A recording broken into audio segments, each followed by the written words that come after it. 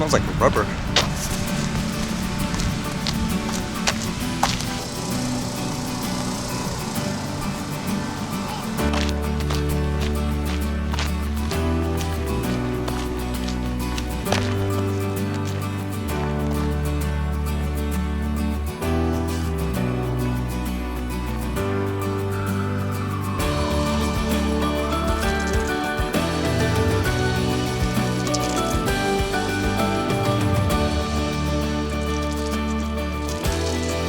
Seeing all these barbecues and stuff reminds me of this story I read today where apparently there's so many bears, I guess, going around right now for some reason. It says here, hot food barbecues banned in Metro Vancouver Park as mama bear sniffs out picnics.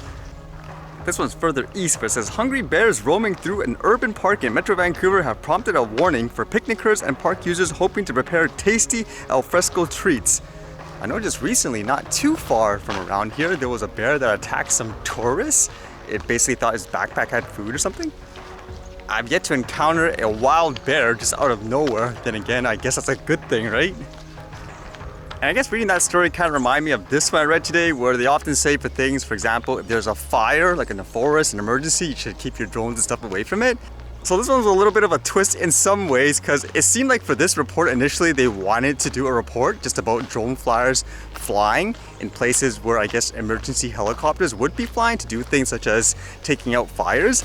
But this one says drone, float plane, interrupts Swan Lake fire aerial operations.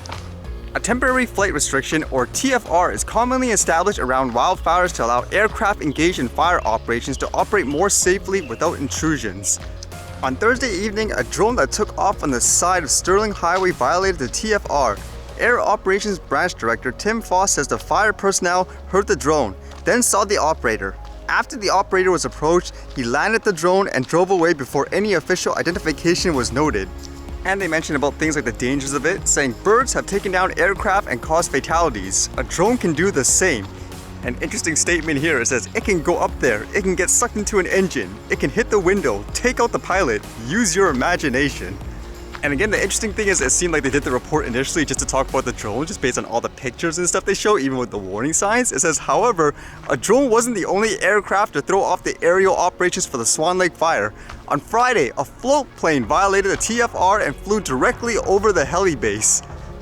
Even just generally speaking, they need to invest, I guess, in ways to alert people just in general to say, hey, don't fly here, like it's a restriction now. Because I can imagine for an average person, they're not going to check something like those notice to airmen reports and all that stuff. Need something that the basic person can have access to easily to tell them, there's something here, don't fly. With this float plane, like stuff like this goes over people's head probably all the time and people don't think twice about it. Whereas with the drone, you can see they focus so much on it. Although funny thought about that thing about the bird, I would assume if there was like a geese or something flying by there, they would still try to continue the operation as is. So it makes me wonder why you couldn't be like just as calm per se, like even if it is say like a drone or something like that. Is that like remote controlled boats in the water?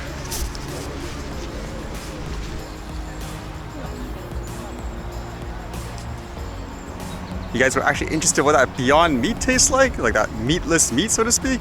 I don't know, I never tried it. I just decided to get it since I got the free coupons and credits anyways. I guess I'll cook it tonight. Let's see what it's like, how's that?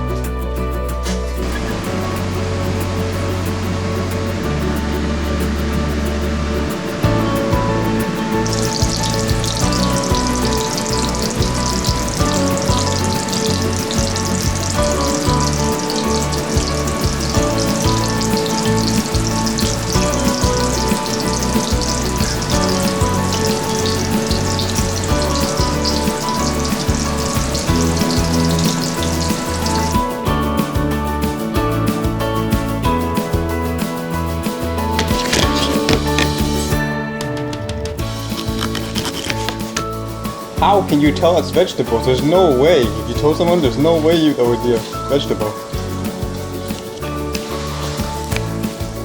Read the ingredients here. Water, pea protein, canola oil, refined coconut oil, rice protein, natural flavor, dried yeast, mung bean protein, methacellulose, potato starch.